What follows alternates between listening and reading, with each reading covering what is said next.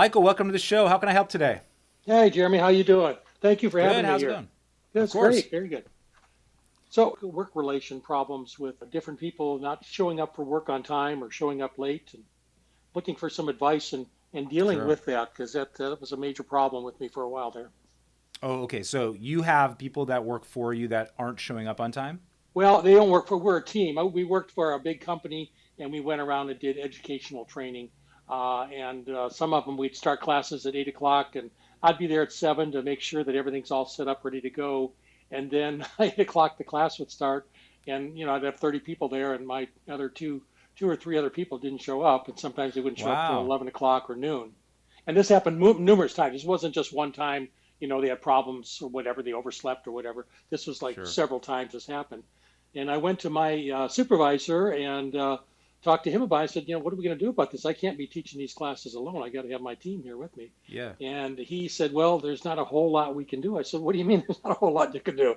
So I went above him to my department manager, and he basically said the same thing. And I said, well, this is crazy. I'm going to go to HR. So I went to HR, and all three of them said the same thing. The basic problem they have with that generation or younger generations coming into to work, they have a different work ethic or lack of ethic to where they kind of get up whenever they want and come into work. And they said if we fire them, we're just going to get to hire the same amount, same type of people coming in.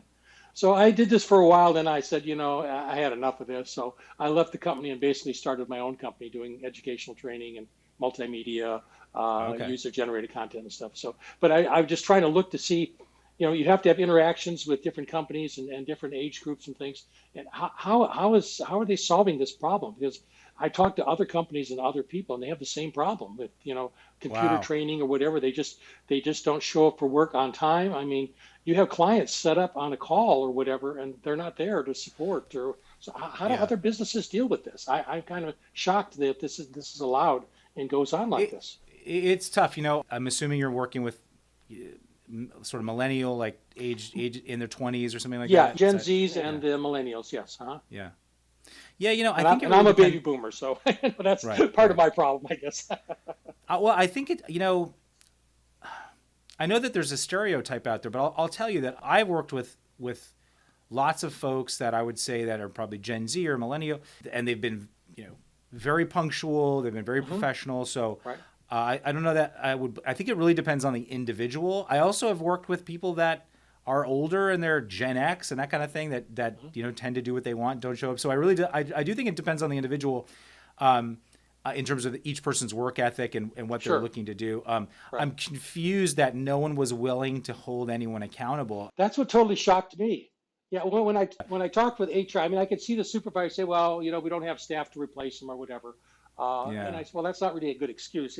And but when HR said, if we fire them, then we hire the same type of person. And I said, "Well, why aren't you training these people? Why don't you put them through, X amount of hours of training where they have to go through the basics? Make sure you're at work on time. You're there early yeah. a little bit to help set things up to make sure that everything runs smooth. There's nothing worse than doing a presentation, not having something work right for you. So, little things like that. But Yeah, an answer like that from HR seems pretty lazy. I mean, to say, oh, well, yes, it's just going to be the same thing. right. It doesn't have to be the same thing. I think you're right. I think, doing some training or something, but really during the recruitment or onboarding process, uh, interviewing process, there should Hmm. be a way to see who's up for this challenge. And I do think, I mean, one thing that I like to do, and I don't know, are you hiring people now in your own company or are you No, looking I to pretty much hire some? set up my own business on one-on-one type basis. So I do a lot Oh, of okay. training now on education on online, Zoom, things like that. So that way I don't have to Gotcha. deal So you with don't other have to, people you don't to have to support. rely.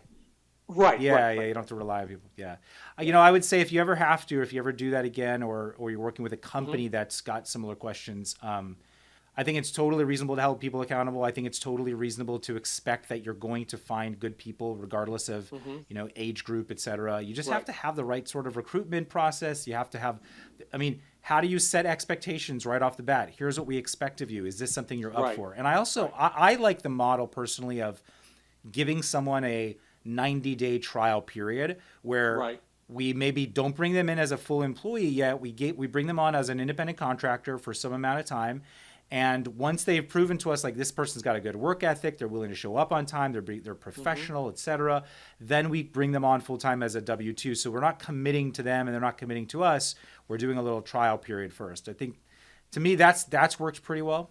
Yeah, that's a smart idea as independent contractor because it's up to them to make it or break it to get into a full-time position. Yeah, that's true. That's something that HR should really be looking at doing for screening people out. But some of these people, and it didn't happen with all of them. I'm not trying to blanket Gen Z and millennials as lazy and not responsible. That's not true. There's some that are phenomenal to work with, and I worked with some fantastic. And me being older, they were extremely helpful in educating me on some of the new technologies and things and delivery systems and presentation systems. So they were very, very helpful with me, and we worked out really well. But some of these people were with the company for several years. So, I was surprised that if they did this with me, if they did it with other people, that the company didn't do anything about it. But I think they heard complaints from other instructors and trainers throughout the company that these people were a problem, but they didn't really address it at all. And I could never figure out why. And they're still there today. Hey, listen, if you can do whatever you want and no one holds you accountable and there's no consequences, then why change, right? So right. To me that seems like a fairly, I don't know whether it's a lazy or just a really too safe approach because HR doesn't want to get into some sort of confrontation or an employment issue or something like that. But I think they might not want to have that confrontation or have some issue with those individuals, but they're going to have issues with the other individuals who do show up on time, who are willing to be held accountable, who are punctual, you're going to leave. Pushed me out the door. Accountable. Yeah. So I can't. It's a bad strategy. It's a weird strategy. I don't understand. It really struck me as strange that they would say, well, the next group would be the same problem. I said, well, wait a second. Then why are you hiring those type of people? Yeah. Well, listen, you're say, well, that's what we have to work with, I don't buy that argument. Yeah, I don't like that argument. I think there's plenty of really good, hardworking, punctual people out there that want to work. And I think it's just a matter of okay, we have to change something about our recruitment process and about our accountability process. Yeah, I like your idea of doing the 90-day independent contractor and evaluating to see how they're doing, and then you can get rid of. Now they did have a 90-day or 6-month evaluation program, and I guess the people were doing good there. Then all of a sudden they kind of just slacked off, and maybe it was me because I took care of things. I was the lead person, but a couple times they were the lead people and they didn't show up till noon. So I mean that just totally blew me away. And I would ask us, we overslept or whatever. But basically, I think that the thing that I saw was there was a lot of partying going on after work hours, and I think they just got a little bit too much of the fun time, and they just couldn't get themselves together and stuff. But it's not really an excuse. I mean, you've got a job to do, and you've got to be there for your team. So I had no problem with them going out and partying. But you got a very easy way of dealing with this. The easy way is, it happens once, I give you a warning. Happens again, we're going to have to part ways. And I'm willing to risk that, and I'm willing to part ways, and I'm willing to bring on more people, and I have a robust ongoing recruitment process so that I'm not afraid of losing and filtering out the people that aren't willing to do the work and show up on time. I'm willing to. If you're not willing to? Yeah.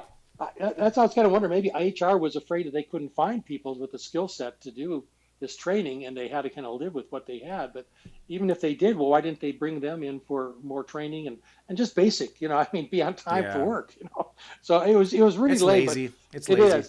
It is, but it pushed me out the door because I said, if my supervisor can't do anything, my manager can't do anything, my department head can't do anything, HR won't do anything, then I can't stay at a company like this because you're traveling all over the country. You're expecting these people to be there to help you support, and you got one class to do, and then you're catching a plane going some other city. So it was really an intense work environment, but you needed to have people that, work together as a team. And there were lots of them that were just phenomenal team efforts. We'd pick each other up at the airport, we'd stay at the same hotels and all this stuff. So it worked out really well, but like I say, you just have to be there when the shift starts. If you keep unprofessional people around and you don't hold them accountable, you're going to lose the professional people pretty quickly. Right. And I think the company saw that because after I left, there was a big exodus of a lot of the senior people that were there. I think they had the same problems. And, then I think a lot of the executives that were in our division and stuff were all gone. They were moved out, and a new team came in, management team. So maybe they corrected this stuff in some way now, But they lost a lot of good people in that company to It's see too this bad. happening.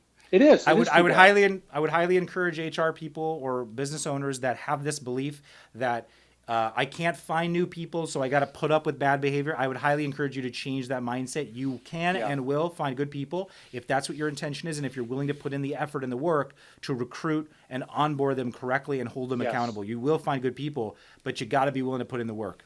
Yeah, and you got to do a good onboarding process, so show them what they need, what's expected of them, and what they have to do, right? And then hold them accountable to living up to those expectations, and if they don't, then there's consequences. So yeah. Well, I appreciate you coming on. It's a good anecdote, and hopefully now that you're in your own position, you don't have to worry about relying. I control everything, so it's not a problem with me. So good move for me. Well, yeah, absolutely. Well, thanks, Mike. I appreciate you coming on. Okay, thank you, sir. Thanks. Hey, thanks for tuning into the Peacebuilding with Dr. Pollack show.